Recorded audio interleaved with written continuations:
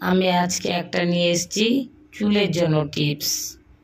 খুব সুন্দর এই টিপসটা।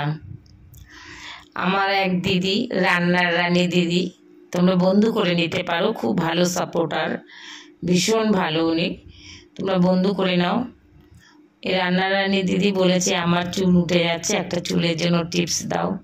তার জন্য আমি এই টিপসটা নিয়ে চলে এসেছি। তোমরা মন দিয়ে শোনো, উপকার পাবে, ভীষণ উপকার পাবে। যাদের পাতলা চুল, যাদের চুলের আগা ফাটছে, যাদের চুল পাতলা হয়ে যাচ্ছে, যাদের চুল পেকে যাচ্ছে, জলদি পেকে যাচ্ছে অল্প বয়সে, তারা এটা ব্যবহার করো।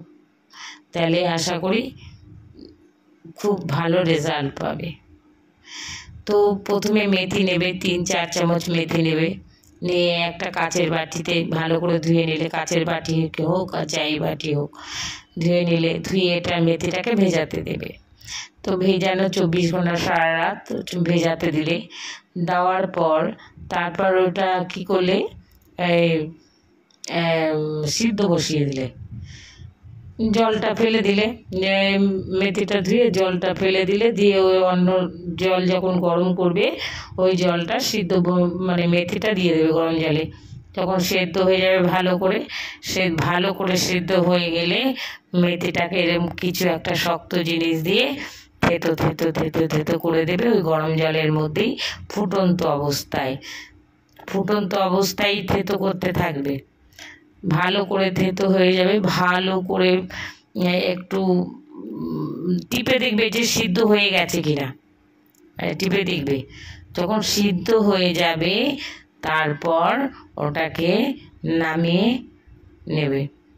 নেওয়ার পর ছেঁকে নেবে একটা কাচের বোতলে নেবে, বা স্প্রের বোতলে নিতে পারো, খুব ভালো হয়। নিয়ে ছেঁকে নেবে আগে বাটিতে ছেঁকে নেওয়ার পর যখন ঠান্ডা হয়ে যাবে তখন যে কোনো কাচের জারে বা কাচের ওই যে স্প্রে যে কন্টেনারগুলো হয় ওগুলোতে ঢেলে দেবে। দেওয়ার পর দুটো ভিটামিন ই ক্যাপসুল ফাটিয়ে ওর মধ্যে মিক্সার করে নিলে এবার যখন মাখবে, স্প্রে করে চুলটা ফাঁকা করে স্প্রেও করে দিতে পারো, আর নাহলে হাত দিয়ে ভালো করে চুলটাকে ফাঁকা করে মাসাজ করতে হবে।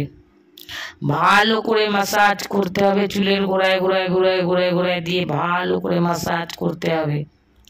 দারুণ দুর্ধর্ষ রেজাল্ট, এর কোনো তুলনাই হয় না।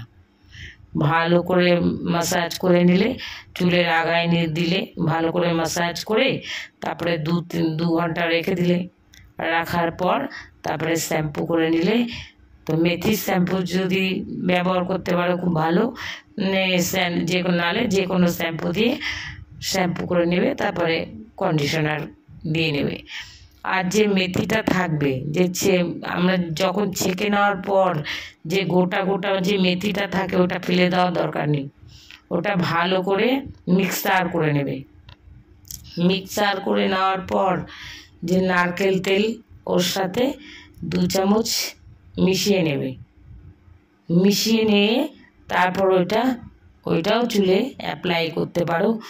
চুলের গোড়ায় ভালো করে দিয়ে চুলের আগায় দিলে, যখন চুলটা শুকিয়ে যাবে তারপর শ্যাম্পু দিয়ে মাথাটা ঘষে নেবে, তারপর কন্ডিশনার দিয়ে দেবে।